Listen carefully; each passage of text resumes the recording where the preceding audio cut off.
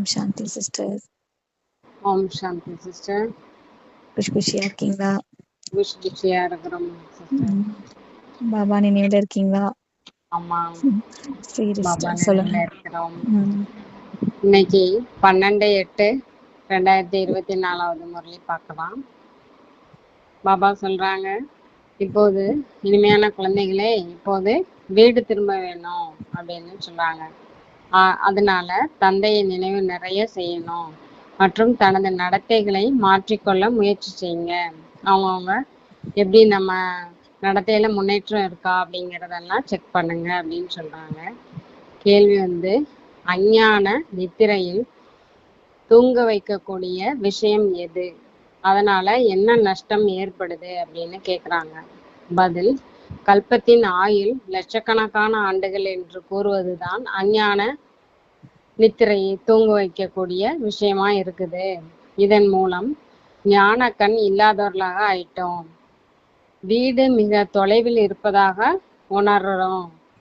ஏன்னா நம்மளுக்கு இந்த மாதிரி விஷயங்கள்லாம் தெரியாம போனதுனால நம்ம தூக்கத்திலேயே இருக்கோம் அப்படின்னு பாபா சொல்றாங்க. இங்கேயே லட்சக்கணக்கான ஆண்டுகள் சுகம் துக்கத்தின் நடிப்பு நடிக்கணுமோ அப்படின்னு நினைச்சிட்டு இந்த விஷயம் மட்டும்தான் எல்லார் புத்திலையும் இருக்குது. இது வழக்கமா எப்படி பிறக்கணும், அப்புறமா நம்ம துக்கத்தை தான் அனுபவிக்க போறோம் அப்படிங்கிற மாதிரியே மைண்ட் செட் ஆயிடுச்சு. ஆகையால் பாவனம் ஆவதற்கான முயற்சி செய்வதும் கிடையாது. தூய்மை ஆகணுங்கிற முயற்சி யார்கிட்டையும் இல்லை. வீடு நெருக்கத்தில் இருக்கிறது என்பதை இப்போது யாரு குழந்தைகளாகிய நம்மளுக்கு தான் தெரியுது. இப்பொழுது நாம் முயற்சி செய்து கர்மாத்தீத்த நிலையை அடையணும் அப்படின்னு பாபா சொல்றாங்க. அப்புறம் இனிமேலும் இனிமையான குழந்தைகளே, தந்தை இப்பொழுது வீட்டின் நினைவை ஏற்படுத்துகிறார். நமக்கு முக்தி தாமம், அந்த சாந்தி தாமத்தை, அதுதான் நம்ம வீடு அப்படின்னு சொல்லி நம்மளுக்கு அந்த ஞாபகத்தையும் ஏற்படுத்துறார். பக்தி மார்க்கத்துல வீட்டை நினைவு செய்கின்றனர். ஆனால் அங்கு எப்பொழுது செல்ல வேண்டும், எப்படி செல்லணும் என்று எதுவுமே தெரியாது பக்தியில இருக்கிறவங்களுக்கு. கல்பத்தின் ஆயுள் லட்சக்கணக்கான ஆண்டுகள் என்று கூறிய காரணத்தினால வீட்டை மறந்துட்டோம். லட்ச ஆண்டுகள் இங்கேயே நடிக்கதானே போறோம் அப்படின்னு இருக்கிறதுனாலயே நம்ம வீட்டை மறந்து போயிட்டோம். இப்போ தந்தை நினைவை ஏற்படுத்துறாரு. வீடு மிக நெருக்கத்துல இருக்குது. ஏன்னா லட்சக்கணக்கான ஆண்டுன்னா எல்லாருமே அது ரொம்ப தூரத்துல இருக்குது, அதுக்கு முடிவே இல்லைதானேன்னு நினைச்சிட்டாங்க. இப்போ பரமபிதா தான் நம்மளுக்கு சொல்றாங்க, வீடு ரொம்ப அருகில இருக்கு, இப்பொழுது தனது வீட்டிற்கு செல்ல வேண்டும். குழந்தைகளாகிய நீங்கள் அழைத்ததால் தான் நான் வந்தேன், திரும்பி செல்லலாமா அப்படின்னு கேக்குறாங்க. எவ்வளவு எளிய விஷயமா இருக்குது. எப்பொழுது முக்தி தாமத்திற்கு செல்வோம் என்பது பக்தி மார்க்கத்துல தெரியவே தெரியாது. பாபா சொல்றாங்க, எப்ப முக்தி தாமத்துக்கு செல்வோம்னு பக்தி மார்க்கத்துல தெரியவே தெரியாது. ஏன்னா அங்க முக்தியை தான் வீடுன்னு சொல்றோம். முக்திக்கு போகணும், முக்தி அடையணும் அப்படின்னா இறைவனோட அப்படியே போய் உட்காந்துடணும், பிறவா நிலை அடையணும் அப்படின்னு சொல்லி பக்தியில நிறைய கேக்குறாங்க. அப்ப லட்சம் ஆண்டுகள்னு சொன்னதால அனைத்தையுமே மறந்துட்டாங்க. எல்லாத்தையும் மறந்துட்டாங்க, தந்தையும் மறந்துட்டாங்க, வீட்டையும் மறந்துட்டாங்க. ஏன்னா பல லட்சம் என்ன வாழ போறோம் அப்படின்னு நினைச்சிட்டு என்ன பண்றாங்க, இன்னும் நிறைய காலம் வாழ போறோம் அப்படின்னு தந்தையும் மறந்து போச்சு, நம்ம எங்க இருந்து வந்தோன்ற அந்த பரந்தாமும் வீடும் மறந்து போச்சு. லட்சம் ஆண்டுகள்னு சொன்னனால நிறைய வித்தியாசம் ஏற்பட்டுடுச்சு. அஞ்ஞான நித்திரையில தூங்குனவங்க மாதிரி ஆயிட்டீங்க. யாருமே புரிஞ்சுக்கிறது கிடையாது. பக்தி மார்க்கத்துல வீடு மிக தொலைவுல இருப்பதா சொல்லிட்டாங்க. தந்தை சொல்றாரு, ஆகா இப்ப முக்தி தாமத்துக்கு செல்லணும். லட்சம் ஆண்டுகளாக நீங்க இவ்வாறு பக்தி செய்து கொண்டிருக்கிறதெல்லாம் கிடையாது. பக்தி எப்ப ஆரம்பமாச்சுன்னு உங்களுக்கு தெரியாது. லட்சம் ஆண்டுக்கான கணக்கு பார்க்க வேண்டிய அவசியமே இல்ல. இது கூட என்ன பண்றது, இது கூட நாடகத்துல இருக்கு. இப்படி லட்ச ஆண்டுகள்னு சொல்லி எல்லாத்தையும் குழப்பிட்டீங்க. அப்ப தேவையற்று இப்படி தூரமாக்கிட்டீங்க. இப்ப தந்தை சொல்றாரு, குழந்தைகளே, வீடு ரொம்ப பக்கத்துல இருக்கு, உங்களை அழைச்சிட்டு போறதுக்காக தான் நான் வந்திருக்கேன். வீட்டுக்கு போகணும். ஆனா வீட்டுக்கு போகணும்னா தூய்மை ஆகணும் அவசியம். கங்கையில நீங்க குளிச்சு வந்தீங்க, ஆனா தூய்மை ஆகல. ஒருவேளை தூய்மை ஆயிருந்தா இந்நேரம் பரந்தாமம் வீட்டுக்கு போயிருப்பீங்க. ஆனா வீட்டை பத்தி யாருக்குமே தெரியாது, தூய்மைய பத்தியும் தெரியாது. அரைக்கல்பமா பக்தி செஞ்சனால பக்தியை என்ன பண்ணிட்டீங்க, விடுறதே கிடையாது. பக்தி முடிவடையுதுன்னு இப்ப தந்தை சொல்றாரு. இப்ப பக்தியினுடைய காலம் முடிஞ்சு போச்சு, இனி ஞானத்தின் காலம் வந்துருச்சு. பக்தியில அளவற்ற துக்கம் தான். லட்சம் ஆண்டுகள் குழந்தைகள் என்ன பண்ணிட்டீங்க, நீங்க துக்கத்தை பார்த்திருக்கீங்களா? கிடையாது. லட்சம் ஆண்டுன்ற கான்செப்டே கிடையாதுன்னு பாபா சொல்றாரு. உண்மையிலும் உண்மையான துக்கத்தை நீங்க கலியுகத்துலதான் அனுபவிக்கிறீங்க. ஏன்னா இப்பதான் அதிகமா விகாரத்துல சென்று அழுக்காயிட்டீங்க. முன்பு ரஜோ நிலையில இருந்தீங்க. துவாபர யுகத்துல எல்லாம் எப்படி இருந்தோம்? ஃபர்ஸ்ட் ரஜோல, சத்தியுகத்துல ரஜோல சதோ பிரதானம், அதுக்கப்புறம் ரஜோவானோம், அப்புறம் தமோ பிரதானமா ஆயிட்டோம். இப்ப முற்றிலுமே புத்தியற்றவங்களா ஆயிட்டீங்க. சுகதாமம் போகணும்னா என்ன பண்ணணும்? பாவனமாகணும்.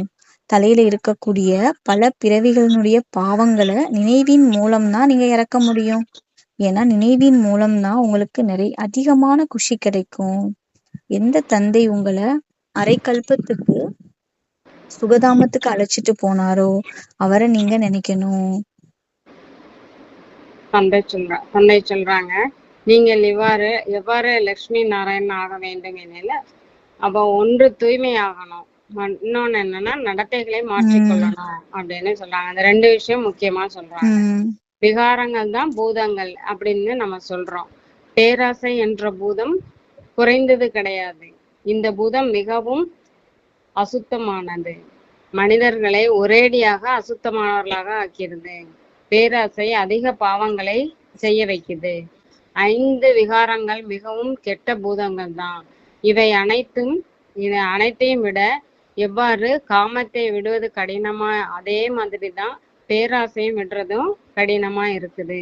மோகத்தை விடுவது காமத்தை விடுவது போல கடினமா இருக்குது, விடுவதே கிடையாது. முழு ஆயிலும் தந்தை புரிய வைக்கிறாரு, புரிய வச்சுட்டே இருக்கிறாரு. அப்படி சொன்னா கூட என்னது, பற்று அப்படிங்கிறது நரம்பு மாதிரி, நரம்புகள்ல அப்படியே ஊறி போய் இருக்குது அப்படிங்கிறாரு. கோபத்தை விடுவது கடினமா இருக்குது. குழந்தை மீது கோபம் வருது அப்படின்னா கோபம் என்ற பெயரை அப்படி பயன்படுத்தி நம்ம கோபப்பட்டுக்கிட்டே தான் இருக்கிறோம். எந்த பூதமும் இருக்கக்கூடாது. தூய்மைன்னா எந்த பூதமுமே நம்ம கிட்ட இருக்கக்கூடாது. அதன் மீது வெற்றி அடையணும் அப்படின்னு தந்தை சொல்றாங்க. எதுவரை நான் இருப்பேனோ அதுவரை நீங்கள் முயற்சி செய்து கொண்டே இருக்கணும். தந்தை தன்னை ஆண்டுகள், எத்தனை ஆண்டுகள் இருப்பாரு அப்படின்லாம் நினைக்கிறோம் நம்ம. தந்தை இத்தனை ஆண்டுகளாக இருந்து புரிய வைக்கிறாரு. அதாவது 100 வருஷம் நம்மளுக்கு புரிய வைக்கிறாங்க. நன்றாகவே நேரம் கொடுக்கிறாரு. சிருஷ்டி சக்கரத்தை அறிந்து கொள்வதே மிகவும் எளிது. அந்த 7 நாட்கள்லயே ஞானம் புத்தியில வந்துருது. மற்றபடி பல பிறவிகள் பாவங்கள் அழிவதற்கு தான் தாமதம் ஏற்படுது. இதுவே கடினமாக இருக்குது. அதற்கு பாபா நேரமும் கொடுக்குறாங்க. மாயையின் எதிர்ப்பு அதிகமா இருக்குது, முற்றிலும் மறக்க வைக்குது. இங்கு எல்லாருமே அமர்ந்திருக்கிறாங்க என்றாலும் முழு நேரமும் நினைவில் அமர்ந்திருப்பது கிடையாது. அந்த நினைவுங்கிறது எங்க, புத்தி பல இடங்களுக்கு போயிட்டே இருக்குது. ஒரு இடத்துல உட்கார்ந்துருந்தாலும் புத்தி அப்படியே எங்கெங்கேயோ அலையுது. ஆகையால் நேரம் கொடுக்க வேண்டியதா இருக்குது. முயற்சி செய்து கர்மாத்தீத் நிலையை அடையணும். படிப்பு மிகவும் எளியதுதான். புத்திசாலி குழந்தைகளாக இருந்தாங்கன்னா 7 நாட்கள்ல 84 பிறவி சக்கரம் எவ்வாறு சுற்றுது அப்படிங்கிற முழு ஞானத்தையும் புரிஞ்சுக்குவாங்க. மற்றபடி தூய்மை ஆவதற்கு அந்த தூய்மை ஆகிறதுக்கு தான் நம்ம முயற்சி தேவைப்படுது. இதற்கு எவ்வளவு பிரச்சனைகள் ஏற்படுது, சரியான விஷயம்தான் என்று புரிஞ்சுக்கிறாங்க. பிரம்மா குமாரிகள் சகோதரர் சகோதரி அப்படிதான் இருக்கிறாங்க. அப்படி இருக்கிறப்போ அப்படின்னு தவறா புரிஞ்சிருந்தோம். ஆனா விஷயம் மிகவும் சரியானதுதான். எதுவரை நாம் பிரஜாபிதா பிரம்மாவின் குழந்தைகளாக ஆகவில்லையோ அதுவரை தூய்மையாக எவ்வாறு ஆக முடியும் அப்படின்னு பாபா கேக்குறாங்க. கெட்ட பார்வை நல்ல பார்வையாக எப்படி மாறும்?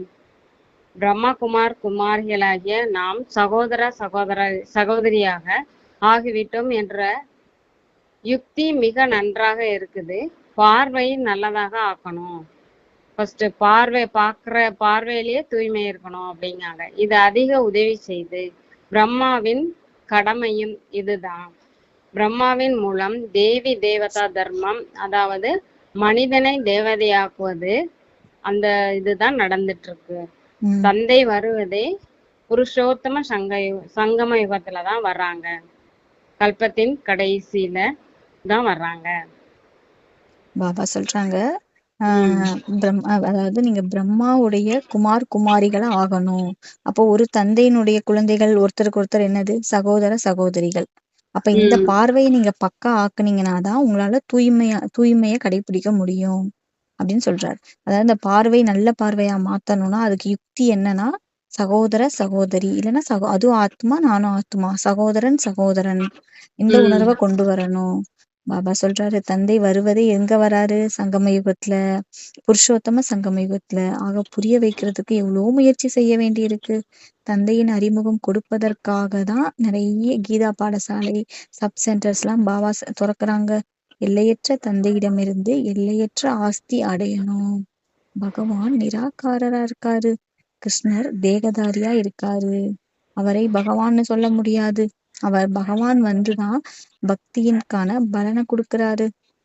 ஆனா பகவானுடைய அறிமுகம் யாருக்குமே இல்ல. நீங்க எவ்வளவு புரிய வைக்கிறீங்க, ஆனாலும் புரிஞ்சுக்கிறதே கிடையாது. தேகதாரிகள் பிறப்பு இறப்புல கண்டிப்பா வராங்க. அப்ப அவங்க கிட்ட இருந்து நீங்க எப்படி ஆஸ்தி அடைய முடியும்? அதனால பிறப்பு இறப்புலயே வராத ஒருத்தர் நம்ம நிராகார தந்தை கிட்ட இருந்து மட்டும்தான் ஆஸ்தி அடைய முடியும். ஆத்மாக்களுக்கு பரமாத்மா கிட்ட இருந்து மட்டும்தான் ஆஸ்தி கிடைக்குது. மனிதனுக்கு ஜீவன் முக்தி கொடுக்க முடியாது. இந்த ஆஸ்தி அடைவதற்காக தான் குழந்தைகள் இப்ப முயற்சி பண்றீங்க. அந்த தந்தையை அடைவதற்காக நீங்க எவ்வளோ தேடி அலைஞ்சீங்க பக்தியில. முதலில் ஒரே ஒரு சிவனை வச்சு பூஜை பண்ணீங்க, புத்தி வேற எந்த பக்கமும் போல. அதுதான் கலப்படமற்ற பக்தி. அப்பெல்லாம் நிறைய கோயில்கள் கிடையாது. ஆனா இப்ப பாருங்க, எவ்வளோ சிலைகளை உருவாக்கிட்டீங்க, கோயில்கள் கட்டிக்கிட்டே இருக்காங்க. பக்தி மார்க்கத்துல நீங்க நிறைய உழைக்க வேண்டி இருக்கு. சாஸ்திரங்கள்ல கதி சத்கதிக்கான வழி கிடையாது. அப்ப தந்தை தான் இதெல்லாம் புரிய வைக்கிறாரு. பக்தி மார்க்கத்துல கோயில் கட்டிக்கிட்டே இருக்காங்க. உண்மையில் சத்தியுகத்துல வாழ்ந்த தேவி தேவதைகளுக்கு தான் கோயில் கட்டணும், வேற எந்த மனிதர்களுக்கும் கோயில் கட்டக்கூடாது. ஏன்னா மனிதர்கள் பதீத்தமானவங்களா இருக்காங்க. பதீத்த மனிதர்கள் பாவன தேவதைகளுக்கு பூஜை பண்றாங்க. அவர்களும் மனிதர்கள் தான், ஆனா தெய்வீக குணங்களை உடைய மனிதர்கள். யாரிடத்துல தெய்வீக குணங்கள் இல்லையோ அவங்க என்ன பண்றாங்க, பூஜை பண்ண ஆரம்பிச்சிடுறாங்க. தானே சுயம் நீங்க தான் பூஜைக்குரிய தேவதைகளா இருந்தீங்க, இப்ப பூஜாரிகளா ஆயிட்டீங்க. மனிதர்களை பூஜிப்பது என்பது 5 தத்துவங்களை பூஜிக்கிறதுக்கு சமம். அதுக்காக தான் இவ்வளோ பக்தி செஞ்சிருக்கீங்க. பாபா சொல்றாரு, இப்ப குழந்தைகள் நீங்க முக்தி தாமம் போகணும், அதுக்குதான் இவ்வளவு பக்தி பண்ணீங்க. இப்பொழுது தந்தை தன் கூடவே அழைச்சிட்டு போறதுக்காக வந்துட்டாரு. நீங்க சத்தியுகத்துக்கு போயிடுவீங்க. பதீத்த உலகத்துல இருந்து பாவன உலகத்துக்கு அழைச்சிட்டு போறதுக்காக தான் இப்ப அப்பா வந்திருக்காரு. பாவன உலகம் 2 இருக்கு, 2 தான். ஒண்ணு முக்தி, இன்னொன்னு ஜீவன் முக்தி. பரந்தாமமும் சத்தியுகம் ரெண்டுமே பாவனமான உலகம். தந்தை சொல்றாரு, இனிமையான குழந்தைகளே, நான் கல்பமாக சங்கம யுகத்துல வரேன். நீங்க பக்தி மார்க்கத்துல எவ்வளவு துக்கம் அடைஞ்சீங்க. பாட்டு கூட இருக்கு, நாலாபுரமும் சுத்தி வந்தீங்க, யாரிடம் இருந்து தூர விலகுனீங்க, தந்தை கிட்ட இருந்து. இப்ப தந்தையை அடைவதற்காக பல பிறவிகளா நீங்க தேடி அலைஞ்சீங்க. இருப்பினும் அப்பா கிட்ட இருந்து தூரத்துலதான் போய்கிட்டே இருந்தீங்க. அதனாலதான் பதீத்த பாவனனே வாருங்கள், வந்து எங்களை பாவனமாக்குங்கன்னு கூப்பிட்டீங்க.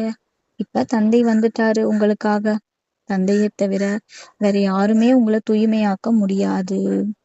இந்த எல்லா விஷயங்களும் 5000 ஆண்டுக்கான விஷயம்தான். நாடகப்படி ஒவ்வொருத்தருமே முயற்சி பண்றீங்க. எந்த வகையில கல்பத்திற்கு முன்பு உதவி செஞ்சீங்களோ அனைவரும் ஒரே மாதிரி ஒரே மாதிரி படிக்க முடியாது. பண்ண மாதிரியே தான் இப்பவும் நடக்குதுல்ல. ஆமா, அதே மாதிரி ராஜ்யம் ஸ்தாபனை ஆகி கொண்டிருக்குது அப்படின்னு அப்பா சொல்றாங்க. அனைவரும் ஒரே மாதிரியா படிக்க முடியாது. இது பாடசாலை தானே. ராஜயோகம் படிக்கிறவங்க தான் தேவி தேவத தர்மத்தை சார்ந்தவளா இருப்பாங்க. அவங்கதான் வெளிப்படுவாங்க. மூலவதனத்தில் என்ன எண்ணிக்கை இருக்குமோ அது மிகச் சிறியதாக இருக்கும். முன்பின் இருக்காது. நாடகத்தில் நடிகர்களின் எண்ணிக்கை முற்றிலும் சரியாகவே இருக்கும். ஆனால் புரிந்து கொள்ள முடியாது. எத்தனை பேர் இருக்கிறாங்களோ அனைவரும் மிக சரியாகவே இருக்கிறாங்க. பிறகு அவர்கள் நடிக்கிறாங்க.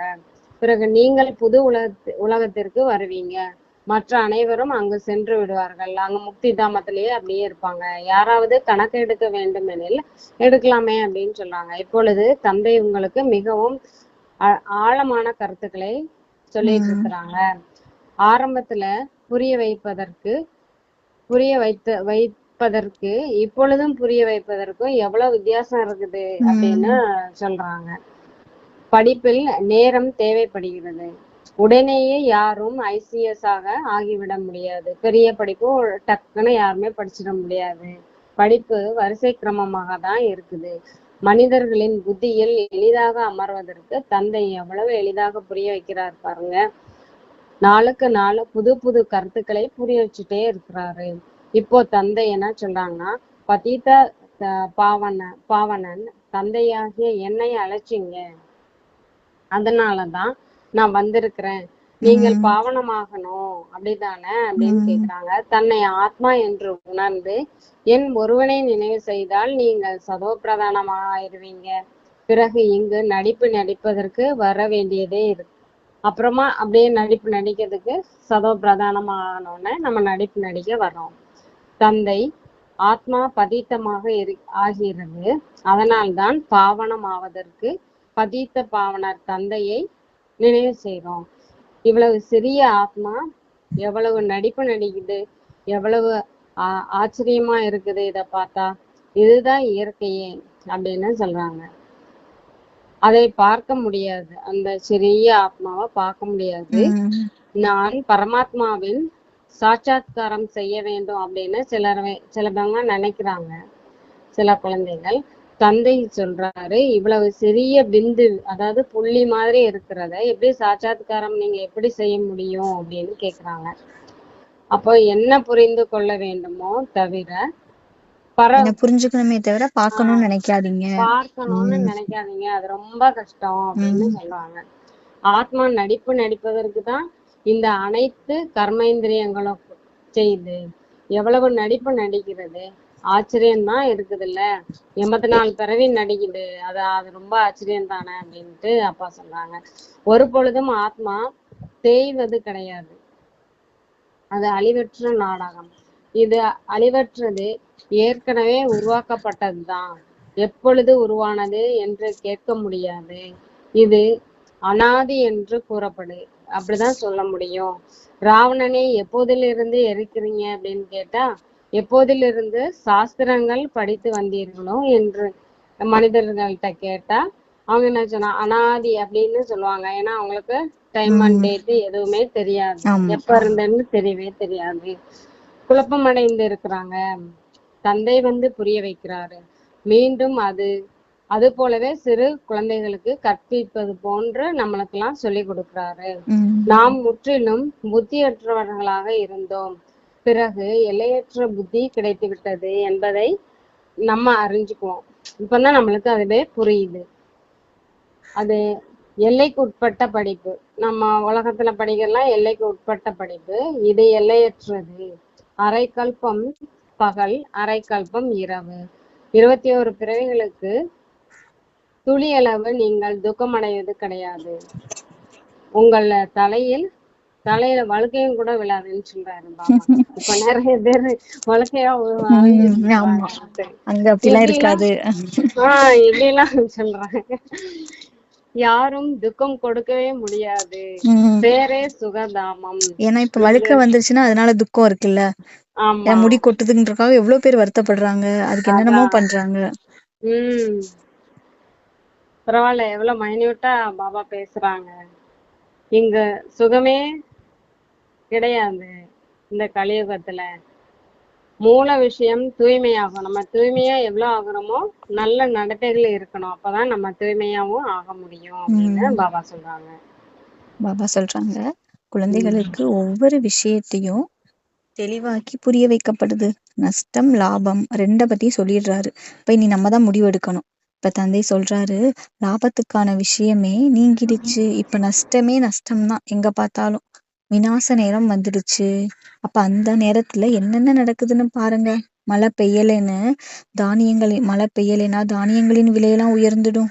3 ஆண்டுகளுக்கு பிறகு அதிகப்படியான தானியங்கள் இருக்கும்னு எவ்வளோ வேணும்னாலும் சொல்லலாம். இருப்பினும் தானியங்களை வெளியில இருந்து வரவழைச்சிட்டா இருக்காங்க. சொல்றாங்களாம் 3 வருஷம் கழிச்சு நிறைய தானியங்கள் வரப்போகுதுன்னு. ஆனா சொல்றதுக்கு எல்லாமே நல்லா இருக்கு. ஆனா பாருங்க, எல்லாமே வெளியில இருந்து தான் இப்ப வாங்கிட்டு இருக்கோம். ஒரு தானியம் கூட கிடைக்காத நேரம் வரப்போகுது. இவ்ளோ ஆபத்துக்கள் வரப்போகுது. இதே ஈஸ்வரிய ஆபத்துக்கள் அப்படின்னு சொல்றோம். மழை பெய்யலைன்னா திடீர் மரணங்கள் ஏற்படும். அனைத்து தத்துவங்கள், இயற்கையினுடைய அனைத்து 5 தத்துவங்களுமே என்ன ஆயிடும், சீர்கெட்டு போயிடும். பல இடங்கள்ல மழை இல்லாம கஷ்டப்படுறாங்க. சில இடங்கள்ல மழை பெய்து நஷ்டமாக்குது. ரெண்டுமே நடக்குது. அந்த இயற்கை என்ன பண்ணுச்சா, மொத்தத்துல எல்லாத்தையும் கொலாப்ஸ் பண்ணுது. தந்தை சொல்றாரு, ஆதி சனாதன தேவி தேவதா தர்மத்தை இப்ப நான் உருவாக்கிக்கிட்டு இருக்கேன். இது உங்களது லட்சியம் இதுதான். என்னது? நரனிலிருந்து நாராயணன் ஆகணும். இந்த எல்லையற்ற பாடத்தை எல்லையற்ற தந்தை தான் கற்பிக்கிறாரு. யார் எப்படி படிக்கிறாங்களோ அப்படி பதவி அடைவாங்க. தந்தை முயற்சி செய்ய வச்சுட்டே இருக்காரு. முயற்சி குறைவா செஞ்சா பதவியும் குறைவாதான் கிடைக்கும். ஆசிரியர் மாணவர்களுக்கு புரிய வைக்கிறாரு. மற்றவர்களை தனக்கு சமமாக ஆக்கும் போதுதான் சொல்லுங்க. மற்றவர்களை தமக்கு சமமாக ஆக்கும்போதுதான் இவர் நன்றாக படிக்கிறார் மற்றும் கற்பிக்கிறார் அப்படின்னு நம்மளுக்கு தெரிய வருது. மூல விஷயம் நினைவு யாத்திரையாகும். தலை மீது பாவச்சுமைகள் அதிகமா இருக்குது. என்னை நினைவு செய்தாலே பாவங்கள் அணிந்துவிடும் அப்படின்னு அப்பா சொல்றாங்க. இது ஆன்மீக யாத்திரையாகும். சிவபாபாவை நினைவு செய்யுங்கள் என்று சிறு குழந்தைக்கும் எளிதாக புரிய வைக்கலாம். அவருக்கும் உரிமை இருக்கிறது. தன்னை ஆத்மா என்று உணர்ந்து தந்தையை நினைவு செய்ய வேண்டும் என்பதை யாருமே புரிஞ்சுக்க மாட்டேங்காங்க. சிவபாபாவை மட்டுமே நினைவு செய்பவர் முயற்சி செய்வதன் மூலம் அவர்களுக்கும் நன்மை ஏற்படும் அப்படின்னு சொல்றாங்க. அப்புறம் வரதானம் ஸ்லோகன் சொல்லுங்க. அதாவது வரதானம், பகவான் மற்றும் பாக்கியத்தின் நினைவினால் மற்றவர்களின் பாக்கியத்தை உருவாக்கக்கூடிய மகிழ்ச்சி நிறைந்த அதிர்ஷ்டசாலி ஆகணும். அமிர்த வேலை முதல் இரவு வரை தனது விதவிதமான பாக்கியத்தை நினைவில் கொண்டு வரணும். அப்போ ஆஹா என்னுடைய சிரேஷ்ட பாக்கியம் என்ற பாடலை பாடிக்கொண்டே இருக்கணும். நம்ம எல்லாரும் பகவான் மற்றும் பாக்கியத்தின் நினைவில் இருக்கிறேனா, அவரே மற்றவரை பாக்கியசாலியாகவும் ஆக்குவாரு. பிராமணர்னா சதா மகிழ்ச்சி நிறைந்தவங்களா இருக்கணும், அதிர்ஷ்டசாலி ஆவார்கள். பிராமணரின் மகிழ்ச்சியை குறைப்பதற்காக யாருக்கும் தைரியமே கிடையாது. ஆக நீங்கள் ஒவ்வொருவரும் மகிழ்ச்சி நிறைந்த அதிர்ஷ்டசாலி. பிராமண வாழ்க்கையில் மகிழ்ச்சியை இழப்பது இயலாத ஒன்றாகும். சரீரம் விட்டு செல்லலாம், ஆனால் மகிழ்ச்சி உங்களை விட்டு செல்லவே முடியாது அப்படின்னு வரதானம் கொடுக்குறாங்க. ஸ்லோகன் மாயாவின் ஊஞ்சலில் ஆடுவதை விட்டுவிட்டு அதீந்திரிய சுகம் என்ற ஊஞ்சலில் சதா ஆடிக்கொண்டே இருங்கள் அப்படின்னு பாபா இன்னைக்கு ஸ்லோகனும் சொல்றாங்க. ஓம் சாந்தி. ஓம் சாந்தி சிஸ்டர். ஓம் சாந்தி சிஸ்டர். பாபா இன்னைக்கு உயிரே இப்போ சரீரமே விட்டா கூட மகிழ்ச்சியை விட்டுறாதீங்க அப்படின்னு வரம் கொடுக்குறாரு. Okay sister. Om Shanti. Om Shanti. Thank you sister. Thank you Baba. Thank you Baba. Thank you sister.